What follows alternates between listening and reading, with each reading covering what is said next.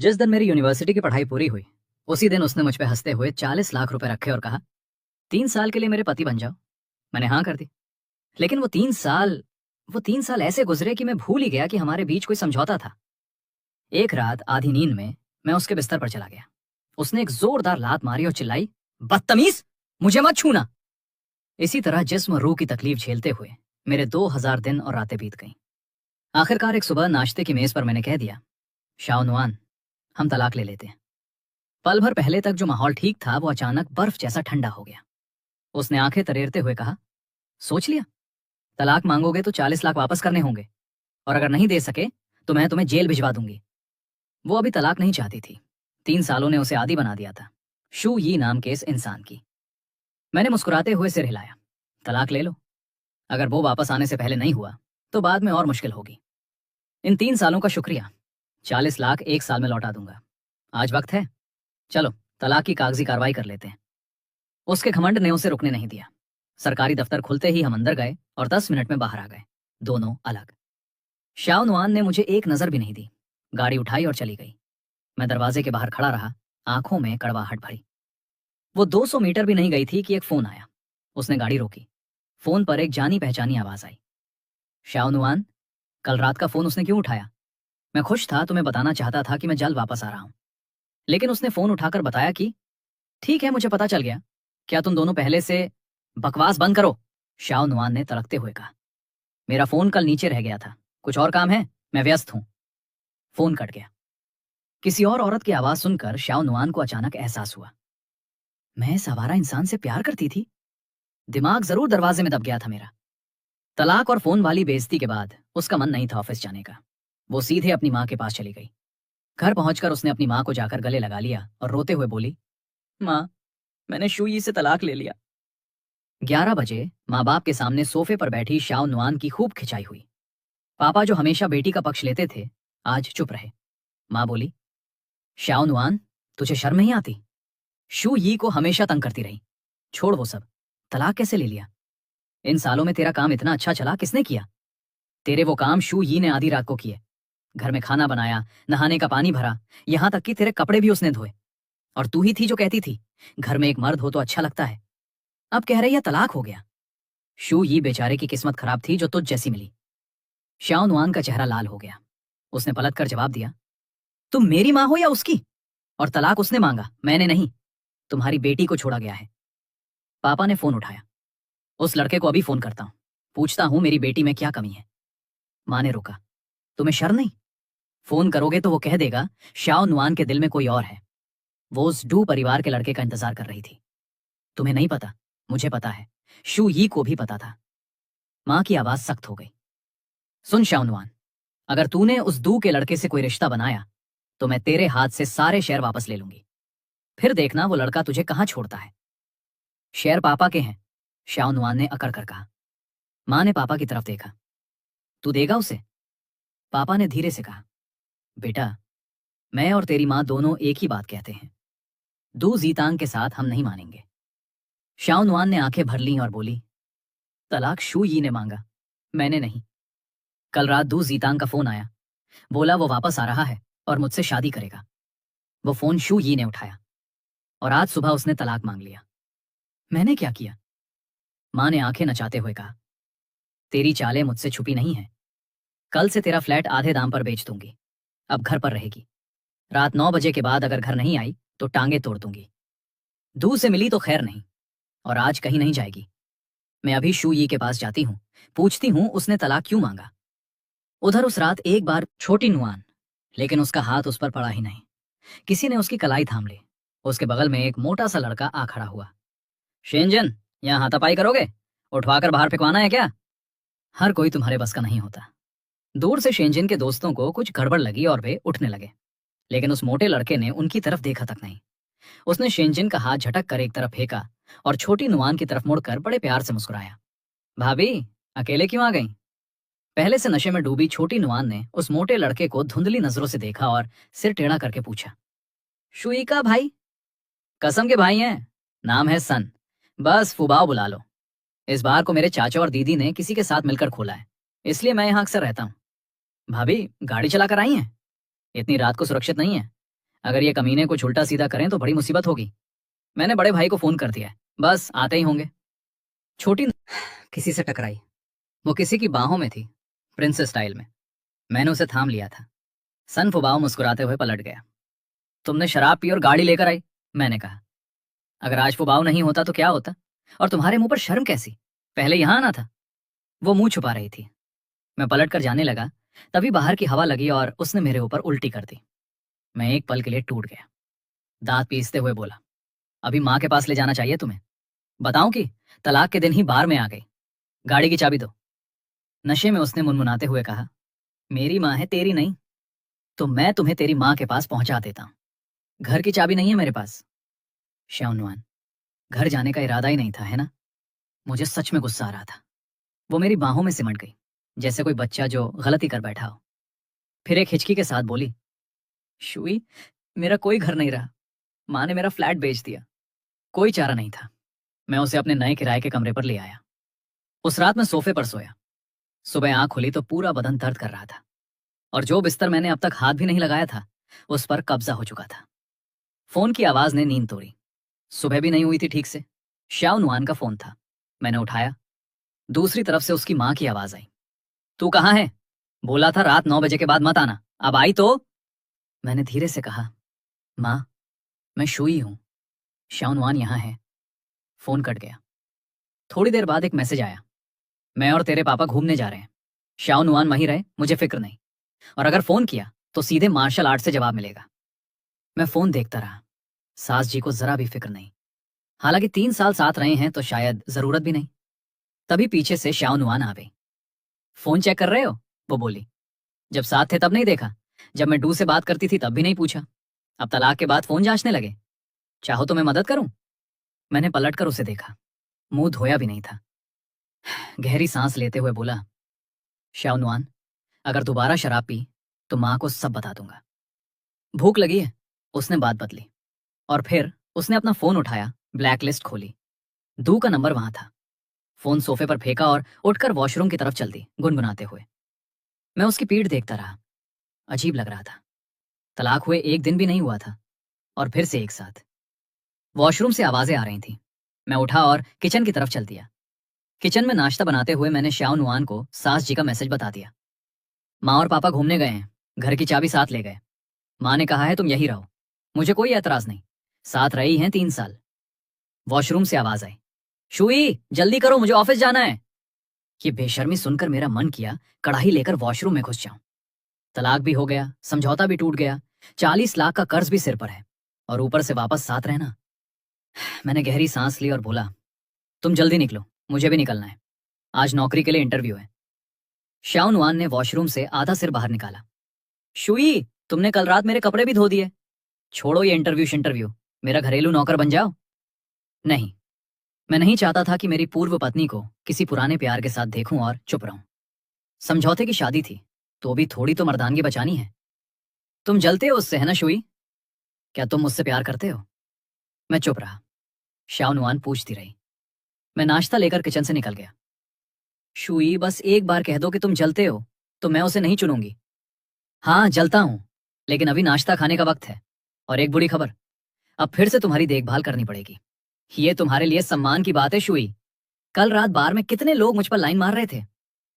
नाश्ते के दौरान हम दोनों को एक बात का एहसास हुआ। तलाक के बाद हमारे बीच का रिश्ता बदल गया था। न मैं उसके सामने झुका झुका रहता था, न वो मुझे नौकर की तरह देखती थी। वो डरी हुई थी कि मैं बार वाली बात ना उठाऊं। और जब मैंने जलन की बात कही तो उसका मूड एकदम खिल गया। पहने थे, लेकिन मेरी नजर में वो बस एक हत्यारी थी जो मुझे मारते मारते बची। इससे पहले मैं कुछ कहता, वो भागती हुई अंदर चली गई। मैंने ठुड्डी पर हाथ रखा और मन में सोचा, ये बंदी ठीक नहीं लगती। इंटरव्यू रूम में 3 लोग थे, 2 मर्द, एक औरत।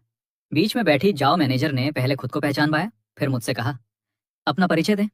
मैंने कहा, शू यी, उम्र 25, तलाकशुदा।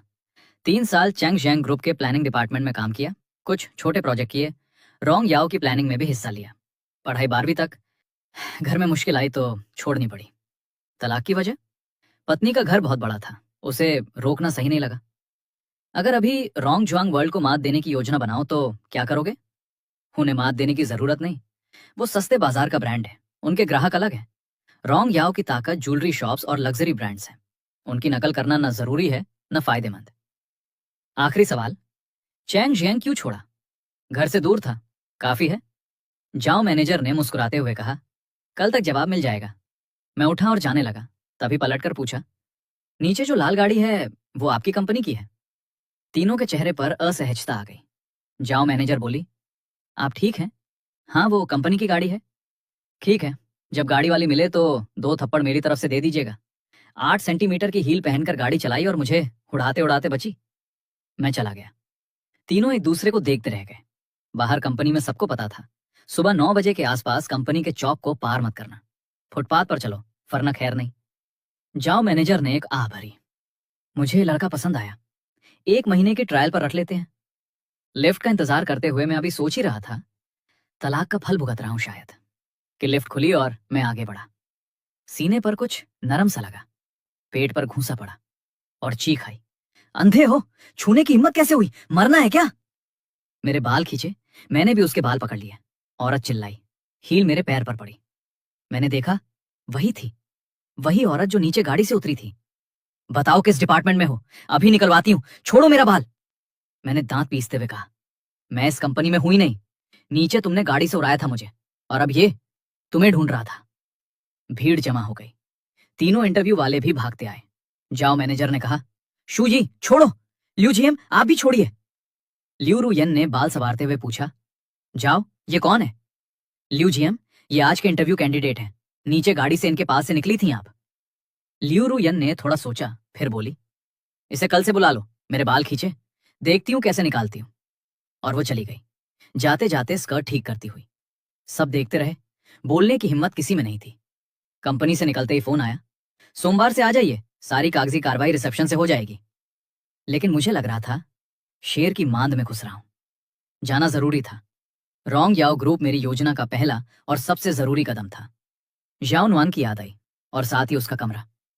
3 साल साथ रहकर मैं समझ गया था, अकेली रहने वाली औरत का कमरा इतना बिखरा हुआ क्यों होता है। ऑफिस में साफ सुथरी करीने वाली वीपी, और घर में एकदम उलट। मैंने सास जी को फोन किया, आप लोग कब आएंगे? दूसरी तरफ से किसी और ने फोन उठाया, अरे बेटा, तेरी सास जी अभी महाजोंग खेल रही हैं, हम सब सानिया में हैं। पीछे से महाजोंग की आवाजें आ रही थी। मेरा ब्लड प्रेशर बढ़ गया। बहाना बनाकर गए थे, असल में बस अपनी दुनिया में रहना चाहते थे। और शाओ नुआन को वापस नहीं भेज सकता था, उसकी और उनकी इज्जत का सवाल था। तलाक मैंने मांगा था। मन में सोचा, मेरी जिंदगी और अंधेरी होती जा रही है। उधर एक शानदार विला में सास जी महाजोंग की मेज से उठ चुकी थी और पापा की खबर लेने निकल पड़ी थी, जिनकी जुबान थोड़ी ज्यादा चल गई थी। पापा ने आ भरते हुए कहा, सच में ठीक है ये सब? कोई दिक्कत तो नहीं होगी? सास जी ने संतरा छीलते हुए कहा, उन दोनों के बीच, सास जी ने बताया, इन दोनों के बीच जो हुआ वो मैं समझती हूँ। और वो छोटी ना समझ, कल सास जी ने शाओ नुआंग को फोन किया था, माफी मांग तो घर की चाबी मिलेगी। लेकिन उस ना समझ ने एक शब्द नहीं कहा और फोन काट दिया। यानी उसके पास सहारा है, ठिकाना है, तो फिर चिंता किस बात की। सास जी महाजोंग की मेज पर वापस आ गई। मैं सुपरमार्केट में घूम रहा था, सोच रहा था रात को क्या बनाऊं। आखिरकार बड़ी आंत, लोबी और मशरूम लिया और घर लौटा। शाओ नुआन आ चुकी थी। खुद के लिए पीले कार्टून का नाइट सूट लाई थी। सोफे पर बैठी चिप्स खाते हुए टीवी देख रही थी। मुझे देखते ही बोली, सुई भूख लगी है। मैंने गहरी सांस ली। कितने दिन रहोगी? उसने जोर से सिर हिलाया। खाने और किराए का खर्च मैं दूंगी। सुई, माँ फोन नहीं उठा रही, मैसेज में डांट रही है। मैसेज दिखाओ। डिलीट कर दिया। फोन जांचना चाहते हो? लो देखो। पर वैसे भी दू का नंबर ब्लैकलिस्ट में है। कोई कारण नहीं, बस नहीं चाहिए उसे। वो वॉशरूम चली गई। जब मैं सब्जी धो रहा था, शाओ नुआन रसोई में घुस आई। हाथ पीठ पर बांधे बड़े गौर से देख रही थी। सब मेरी पसंद का है, क्या डर था कि मैं आज वापस ना हूं? मैंने बिना मुड़े कहा, तुम्हें रसोई की बदबू पसंद नहीं तो यहां क्यों आई? नहीं आती तो भी खाना बन जाता। सुई, तुम बदल गए। मर्द सब बदल जाते हैं। तलाक को कितने दिन हुए, पहले ही इतने ठंडे। और याद रहे, मैं अभी भी तुम्हारी कर्जदार हूं, पैसे लौटाओ। अगर खाने में आपत्ति नहीं तो केकड़ा क्यों नहीं खरीदा? केकड़े की बात निकली तो एक पुरानी याद आ गई। शादी के बाद एक बार शाओ नुआन केकड़े लाई। मुझसे कहा उबालो। मेरे बस का नहीं था, जीते जागते केकड़े। मैंने उन्हें एक्वेरियम में डाल दिया।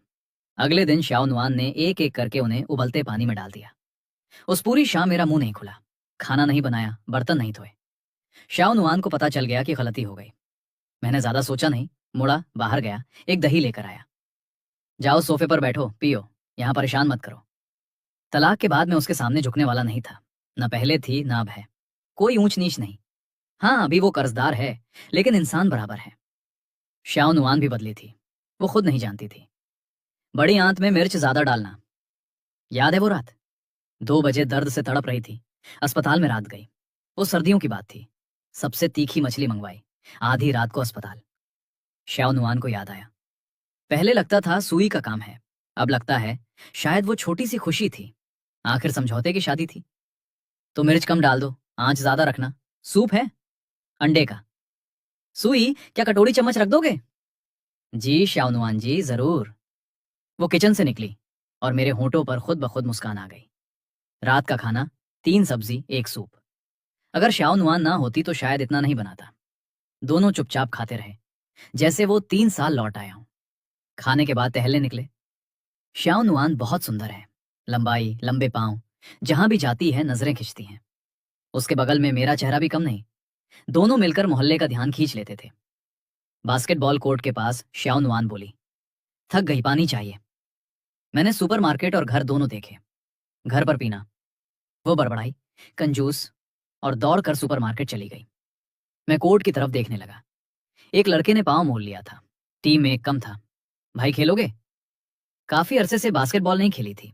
पहले 2 पास छूट गए, थोड़ी शर्मिंदगी हुई। कोर्ट उतारा और वापस मैदान में उतर गया। धीरे धीरे हाथ चला, पसीना बहा, और फिर लय आ गई। 3 पॉइंट, लेअप, स्टील, असिस्ट। मैं अपनी बेस्ट फॉर्म में आ गया। तभी मैदान का माहौल अचानक बदल गया। लड़के मशीन की तरह तेज हो गए, यहां तक कि डंक भी मारे। मैंने हैरान होकर बाहर देखा। शाओ नुआन आ चुकी थी। सोफे पर बैठी फोन पर बात कर रही थी। मेरे पति को घर सर्विस नहीं चाहिए, वो स्नैक्स नहीं खाते। फोन पर मीठी आवाज आई। मर्द हमेशा घर की बात घर में करते हैं। तो भी वो नहीं खाते, बस। डरो मत बहन, मैं खींच लूंगी उन्हें। आंटी, मेरे पति को लंबी टांगे पसंद है। मेरी हाइट 1 मीटर 72 है। आपकी? फोन कट गया। खेल भी खत्म हो गया। आखिरी कुछ मिनट मुझे बुरी तरह पीटा गया। मैं सबकी नजरों में उसके पास गया, पानी लिया और पिया। क्या था वो? शाओ नुआन ने मुस्कुराते हुए सिर हिलाया। ये फूल पहले ही किसी ने ले लिया है। मैंने आसपास खड़े जवान लड़कों की नजरों की बिल्कुल परवाह नहीं की। वो कॉल किसका था? मैंने उसके फोन की तरफ देखते हुए पूछा। शाओ नुआन मुस्कुराई और सर हिला दिया। स्पैम कॉल था। मैं बाहर तुम्हारी बेइज्जती होते देख रही थी, टाइम पास के लिए फोन देख रही थी। उम्र महसूस होने लगी? स्टेमिना खत्म हो रही है क्या? मैंने कंधे उचका दिए। जब इतनी खूबसूरत लड़की ऑडियंस में हो तो एनर्जी ड्रिंक की जरूरत नहीं पड़ती। चलो, वरना ये बच्चे मुझे अपना दुश्मन समझने लगेंगे। जैसे ही मैंने ये कहा, एक बॉल मेरे पीछे आकर उछली। वो लड़का जो पूरी शाम दंग कर रहा था मेरे पास आया, 1-on-1 चैलेंज के लिए। मैंने मना नहीं किया। नतीजा, मैं पूरी तरह हार गया। वो लड़का बहुत खुश था। उसे लगा अब देवी जैसी लड़की उसकी तरफ देखेगी। लेकिन उसने देखा कि शाओ नुआन मेरा मजाक उड़ाते हुए हंसी रोक रही थी। और जब उसने उसकी तरफ देखा, उसकी आंखें सर्दियों की बर्फ से भी ज्यादा ठंडी थी। हम वहां से चले गए। कोर्ट की सारी एनर्जी ही खत्म हो गई। सब वही ठक कर बैठ गए। वो दंग करने वाला लड़का गहरी सांस लेकर बोला, यार बास्केटबॉल छोड़ो, क्या हमें ये वक्त गर्लफ्रेंड ढूंढने में नहीं लगाना चाहिए? सब ने दिल से हाँ में हाँ मिलाई। शहर के किसी लग्जूरियस अपार्टमेंट में एक औरत गुस्से में मिरर के सामने खड़ी थी, डांट पीस रही थी। 1 मीटर बेहतर, मैं 1 मीटर 80 हूं। वो मेजरिंग टेप जरूर खराब थी। उस रात मैं जल्दी सो गया। शरीर और दिल दोनों से थक चुका था। मास्टर बेडरूम में शाओ नुआन मेरे पुराने फोन से खेल रही थी। मन में सवाल उठा, क्या शोये के बाहर कोई है? तलाक से पहले ही? हालांकि प्यार नहीं था उससे, लेकिन तलाक के 2 दिन बाद ही। शाओ नुआन ने एक नंबर मिलाया, दूसरी तरफ से तुरंत उठाया। उसने अपना चेहरा बदला, मीठी मुस्कान के साथ बोली, ली मैनेजर, इतनी रात को परेशान किया, माफ करना। सोए नहीं ना? वीपी का फोन, कैसे सोऊं? सुना था आपने छुट्टी मांगी थी, घर में कोई काम था? शनिवार रविवार मिला दें तो 4 दिन हो जाएंगे, काफी होगा? बिल्कुल बिल्कुल। तो कल ऑफिस आकर काम हैंडओवर कर दें, मैं नोट लिख दूंगी। थोड़ी देर बाद असल काम पर आई। ली मैनेजर, सुना है आपकी पत्नी टेलीकॉम में है, एक नंबर है, क्या पता कर सकती हैं किसके नाम पर रजिस्टर है? फोन कटा। करीब आधे घंटे बाद ली मैनेजर ने वापस फोन किया। आधी रात को पति को ऑफिस भेजकर नंबर चेक करवाया, लेकिन वो नंबर बहुत ऊंचे दर्जे का था। जानकारी नहीं मिली। ली मैनेजर डरते डरते बताया, छुट्टी फिर भी मिली, पर वीकेंड मिलाकर बस 4 दिन। श्याओ नुआन बिस्तर पर बैठी नंबर देखती रही, बुदबुदाई, ताश जैसा नंबर और प्रीमियम यूजर, ये क्या चक्कर है? हफ्ते का आखिरी 2 दिन बहुत सादे गुजरे। श्याओ नुआन वापस अपने पुराने रंग में आ गई, कमरे में बंद, काम में डूबी। एक पुरानी सोसाइटी की जमीन की बोली लगनी थी। उसकी कंपनी को जबरदस्ती घसीटा जा रहा था। नुकसान तय था। मैं नीचे अपना काम करता रहा। दोपहर थोड़ी कसरत की, लेकिन अब बास्केटबॉल वाले लड़कों ने मुझे अजनबी मान लिया। ये 2 दिन मेरे लिए बहुत भारी थे। 40 लाख का बोझ सांस लेने नहीं दे रहा था, लेकिन साथ ही एक जोश भी था। सोमवार की सुबह श्याओ नुआन जल्दी जल्दी नाश्ता करके निकली। जाते जाते पूछा, साथ छोड़ दूं?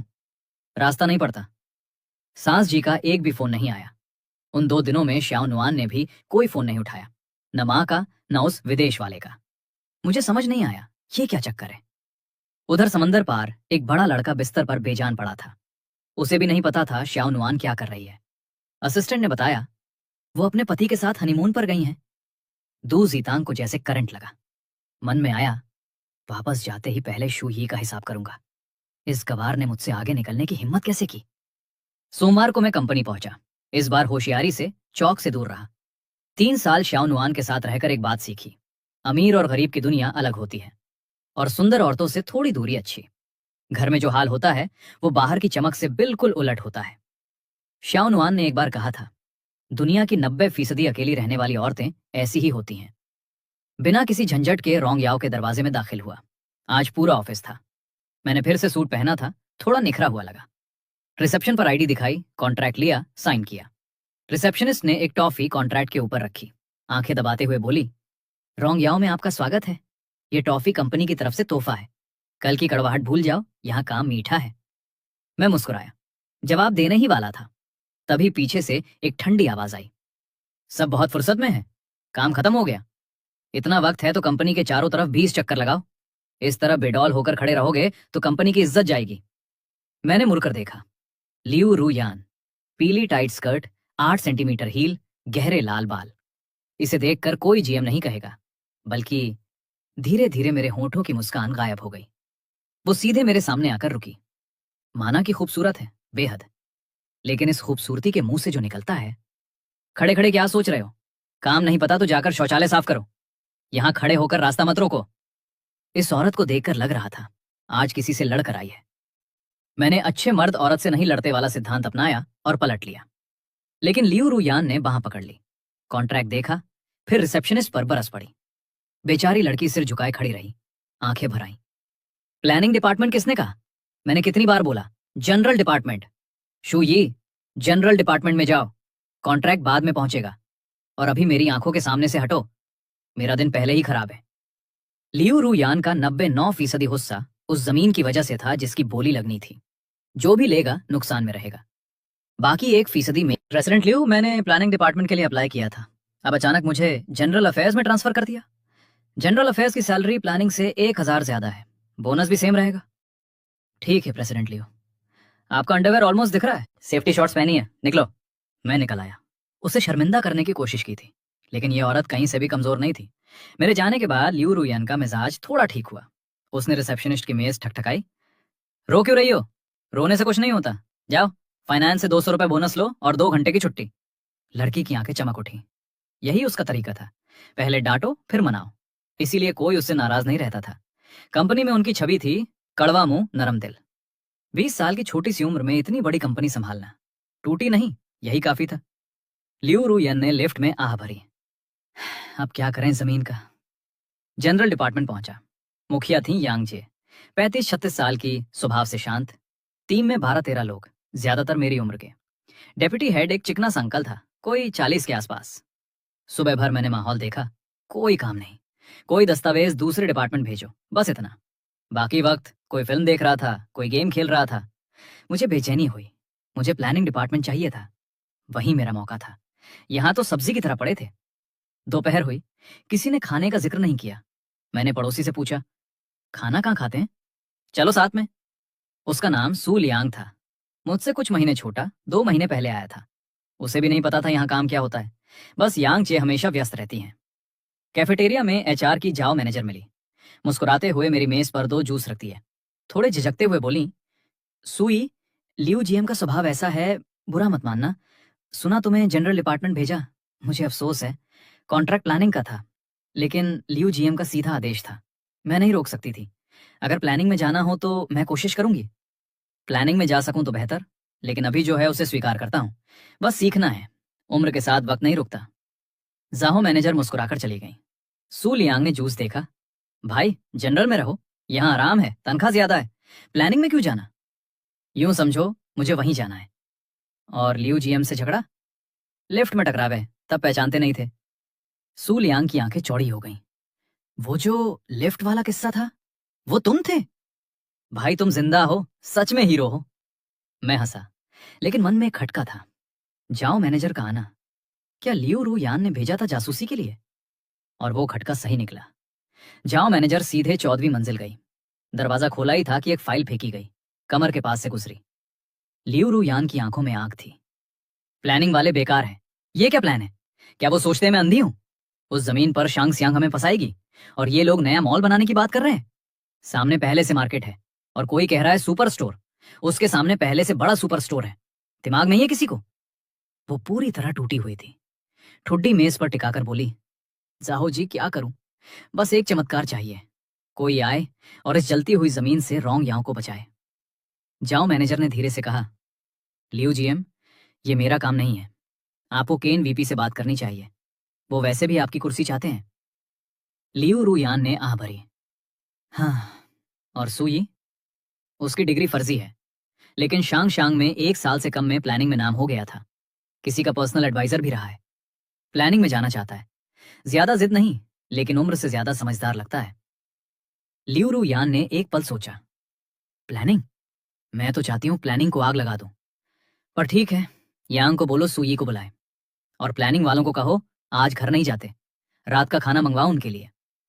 दोपहर की झपकी लेते हुए मुझे एक हंसती हुई आवाज ने जगाया। एक छोटी सी लड़की उछलती हुई जनरल डिपार्टमेंट में आई, सबसे घुली मिली, हंसमुख। खेल बंद हुए, लड़कियों ने लिप ग्लॉस निकाला, लेकिन यांग जी की एक खांसी से वो सिकुड़ गई। दीदी, लियू जी एम के पास नहीं थी तो यहाँ क्यों आई? पकड़ी जाएगी। लियू जी एम ने ही भेजा है सुई को ढूंढने। सबकी नजरें मुझ पर। सू लियांग ने धीरे से कहा, भाई अगर तुम जिंदा वापस आए तो तुम्हारी सिगरेट मेरी। लियू रुयन ने मेज की सारी फाइलें जमीन पर फेंक दी, साथ में अपनी हाई हील भी। मैंने गहरी सांस ली और झुककर सब उठाने लगा। मन के अंदर एक आवाज थी, क्या यही मेरी किस्मत है? 3 साल श्याओ नुआन की देखभाल, तलाक हुआ, सोचा आजाद हुआ, वो वापस आ गई। नौकरी मिली, सोचा कुछ काम होगा। यहाँ फिर किसी औरत के पीछे सफाई कर रहा हूँ। मैंने पक्का माना पिछले जन्म में बहुत औरतों को तकलीफ दी होगी। फाइलें उठाकर मेज पर रखी। लियू रुयन ने फिर धकेल दी, मैंने फिर उठाई, फिर से धकेल दी। अब मेरा भी धैर्य जवाब दे गया। सारी फाइलें उठाकर कूड़ेदान में डाल दी, साथ में उनकी दोनों हील भी, और पोछा उठाकर फर्श साफ करने लगा। सुई, दिमाग खराब है? मेरी हील फेंक दी, मुझे घर छोड़ोगे? जनरल डिपार्टमेंट का काम है ये। जनरल डिपार्टमेंट में सारे बेकार हैं, मैं उनमें शामिल नहीं। तुम्हें लगता है मैं निकाल नहीं सकती? लियू जीएम, मैं यहाँ नौकरी के लिए आया हूँ, इनाम के लिए नहीं। और मिट्टी का बुत भी 3 तोला ताकत रखता है। लियू रुयन गुस्से से फोन उठाने लगी।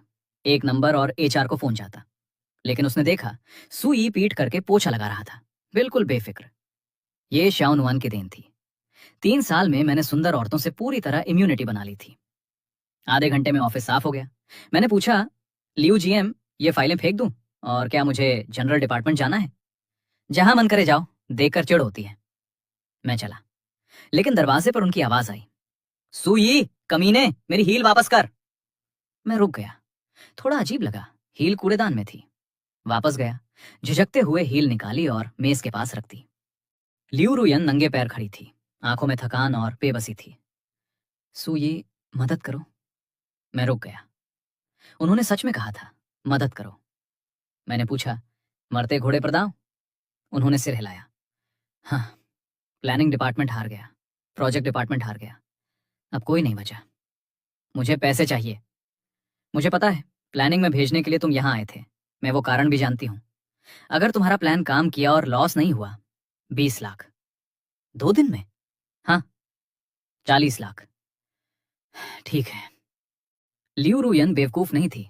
अगर प्लान फेल हुआ तो 1 पैसा नहीं मिलेगा, और अगर वो कुछ नहीं करती तो जनरल में बैठकर गेम खेलना था। लेकिन अगर सफल हुई, 40 लाख सस्ते थे। मैं चला गया। ये मेरी योजना का हिस्सा था।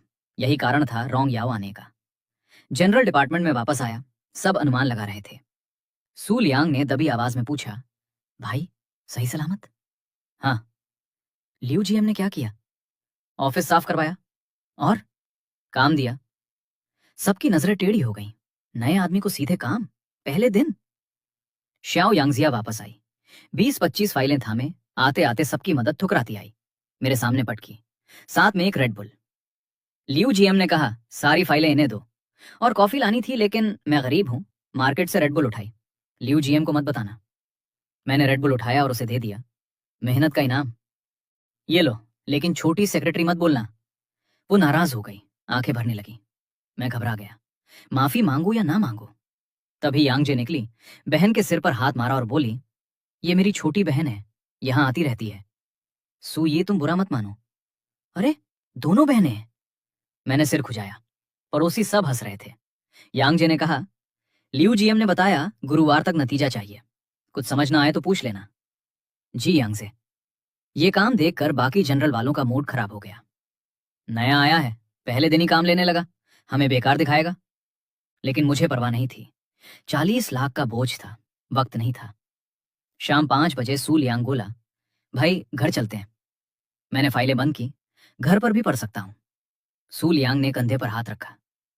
भाई, सबको नहीं दिखाते मेहनत। यहां कुछ लोगों को पसंद नहीं। मैं किसी से आगे निकलने की दौड़ में नहीं हूं। मुझे पैसे चाहिए। सू लियांग ने हल्की मुस्कान दी। ठीक है, कल 7 बस लेंगे। घर की तरफ जाते हुए मैंने सोचा, कल का बचा खाना गर्म करके काम चला लेंगे। फिर खुद से पूछा, श्याओ नुआन मानेगी? फिर सोचा, तलाक हो गया, उसकी मर्जी क्यों देखूं? लेकिन अंदर से जवाब आया, 3 साल की आदत। घर पहुंचा। श्याओ नुआन सोफे पर चिप्स खाते हुए टीवी देख रही थी। मुझे देखते ही चिप्स छुपाए घुटनों पर बैठ गई। भूख लगी है, और अगर खाना नहीं बनाया तो माँ को फोन करूंगी। बताऊंगी शुई मुझे भूखा रखता है। मैंने गहरी सांस ली। पहला दिन था, थोड़ी देर हो गई। और माँ को मत करना। उन्होंने पूछा था इस साल नए साल पर घर आओगे या नहीं। अगर पता चला हम तलाकशुदा हैं, तुम तो बच जाओगी, मैं मारा जाऊंगा। अरे छोड़ो, मैंने सब्जी लाई है, किचन में है, जल्दी बनाओ। नहीं बनाया तो माँ को बताऊंगी शुई ने तलाक दिया।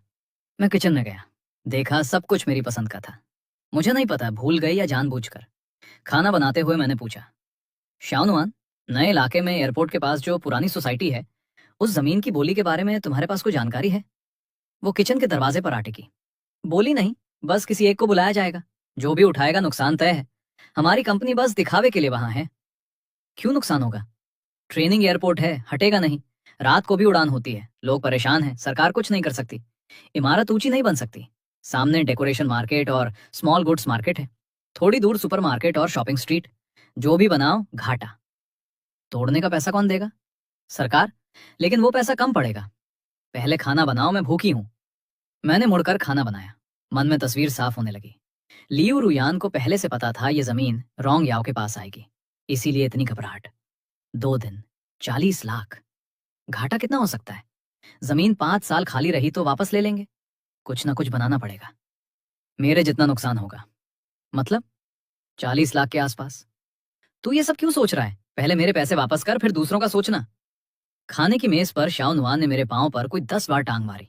मैंने कुछ नहीं कहा। खाने के बाद बर्तन धोए। शाओ नुआन गुस्से में ऊपर चली गई। मुझे समझ नहीं आया क्यों। मैंने सोचा, उसे कुछ नहीं कहा तो नाराज क्यों। छोड़ा। घर साफ किया और ऊपर आकर फाइलें देखने बैठ गया। तभी कमरे का दरवाजा जोर से खुला। शाओ नुआन नाइट सूट में आई, सीधे मुझ पर चढ़ गई। मारा, काटा, लड़ी। जब जीत गई तो उठी, मेरा फोन उठाया और बोली, तलाक के बाद भी एक शांत अवधि होती है। मैंने डू को ब्लैकलिस्ट किया। तुम भी कोई चालाकी मत करना। किसी से बात की तो अभी पैसे वापस करो। मैंने थका हुआ जवाब दिया। 40 लाख का कर्जदार कौन बेवकूफ लड़की को पसंद करेगा? और वैसे भी मेरा वीचैट नहीं है। क्यों क्यों तुमने खुद बंद करवाया था। शाओ नुआन सुनो, बिना बात के मुझे ऐसे मत मारो। मैं उठने लगा। शाओ नुआन ने फोन उठाया और एक नंबर मिलाया। मैं समझ गया, रुक गया। माँ। मैं वहीं बैठ गया और सारी रात सफाई देता रहा। बस मजाक था, हाथ नहीं उठाया। पापा ने फोन छीना और जमकर डांटा। मेरी बीवी पर कभी हाथ नहीं उठाया, तू बहू पर उठाएगा? आखिर में माँ ने आदेश दिया, इस साल नए साल पर दोनों घर आओ। फोन कटा। मैं लेट गया छत देखते हुए। अब नए साल पर घर जाना पड़ेगा। तुम न गई तो माँ सवाल करेगी, और तलाक पता चला तो मेरी खैर नहीं। शाओनुआन पास में बैठी बोली, जाऊंगी, माँ मुझसे प्यार करती हैं तुमसे ज्यादा। तो ठीक है, अब जाओ नहाओ। तुम भी नहीं सोओगे मेरे साथ? पहले जाओ, कुत्ते। वो नहाने चली गई। मैं वापस फाइलों में डूब गया। उधर आसमान के उस पार एक हवाई जहाज में दू जीतांग बैठा था।